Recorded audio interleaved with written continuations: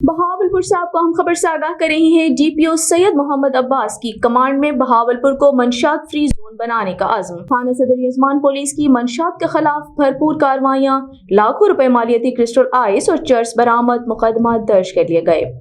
SHO थाना सदर यजमान राव शहजाद बाबर ने अपनी टीम के हमरा खुफिया इन्फॉर्मेशन पर कामयाब कार्रवाई की।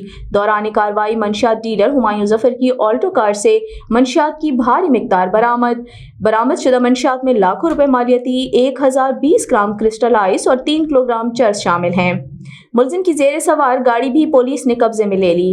गिरफ्तार मंशियात डीलर मंशियात यजमान के मुख्तलिफ इलाकों में सप्लाई करता था, जबकि दूसरी कार्रवाई में सदर यजमान पुलिस ने मंशियात फरोश इकबाल तबस्सुम को गिरफ्तार कर लिया, जिससे 1600 ग्राम चर्स बरामद कर ली गई।